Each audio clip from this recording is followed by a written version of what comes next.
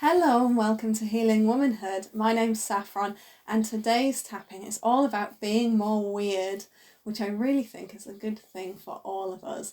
So really it's just about embracing those parts of you that you think, oh God, what are people going to think of that? Parts of you that you imagine that friends, family, work colleagues are going to be like, really? What a weird thing to do. Why are you doing that?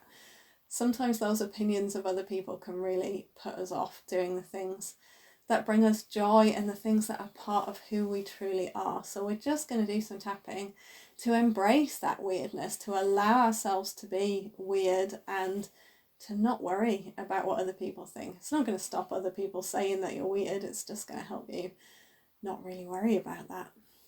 So if you haven't tapped with me before, all you need to do is tap where I'm tapping, repeat what I'm saying. Journaling as we go is always a really good idea. You can pause the video at any time if something pops into your head.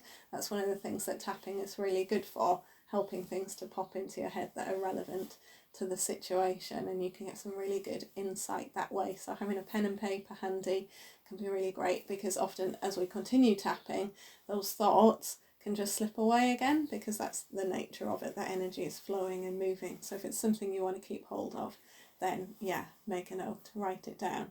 And I've gone off on a tangent there, so let's get back to our point, which is tapping on being more weird. So beginning by tapping on the side of the hand and repeating after me, even though I feel like everyone thinks I'm weird. And that can feel really uncomfortable.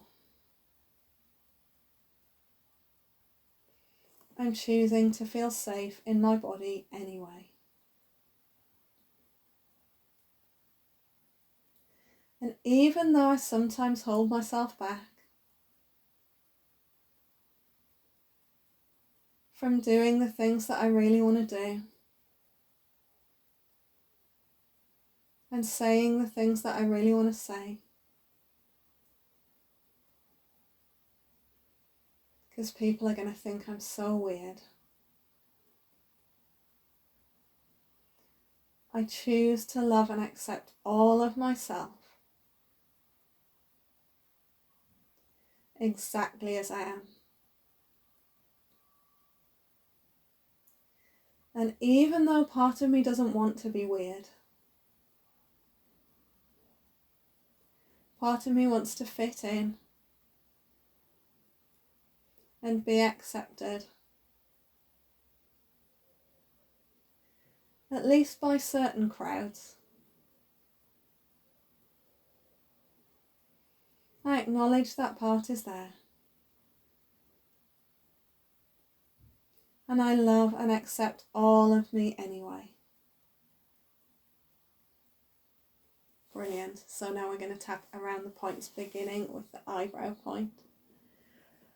I'm a bit scared of being weird. Part of me feels like I am really weird. And like maybe that's not okay. Part of me worries about what people think. If I do certain things or say certain things.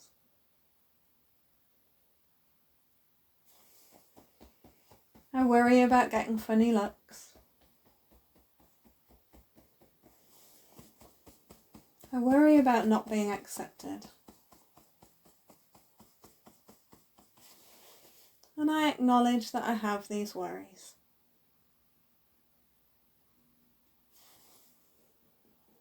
But my weirdness is part of me.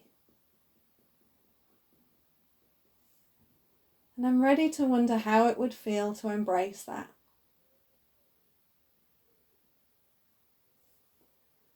I wonder if there's a way I could embrace my weirdness.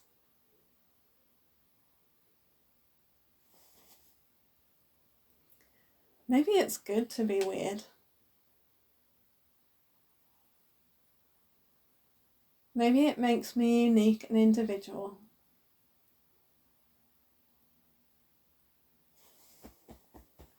Maybe it's not about what people think of me at all.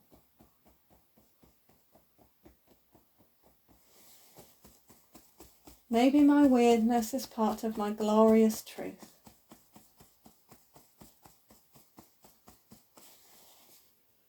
Maybe the things that I feel pulled to do and say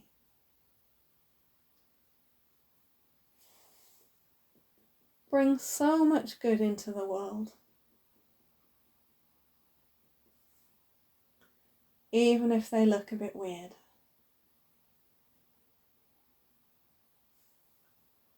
I'm ready to feel okay with looking weird. Maybe it's safe for me to look weird.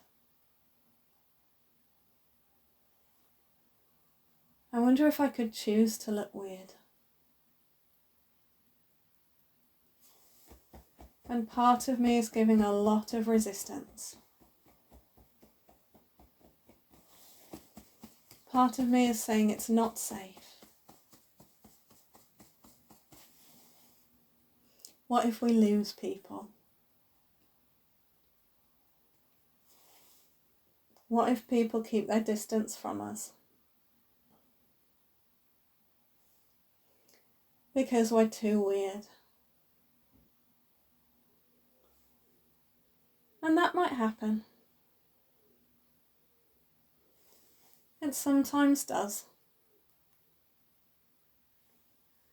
Because not everyone is ready to embrace weird.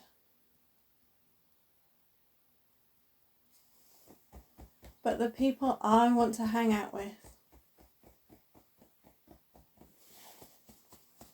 they probably love weird.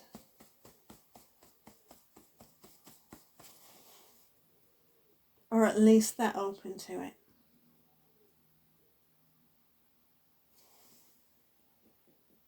And maybe what seems weird at first quickly becomes the norm. Because it's just part of who I am. Not an affectation. Not a cry for attention. But genuine expression of my truth. I'm allowed to genuinely express my truth. Including the weird parts. Allowing myself this freedom now. Allowing myself this absolute joy and delight. Stepping into my full weirdness. Stepping into my full truth. Being exactly who I am. No matter what they think. No matter how weird it looks. Choosing to love being weird. Take a deep breath. So your weirdness is going to be completely unique and individual and completely yours, and it's probably going to be different on different days and with different situations, and that's all completely fine.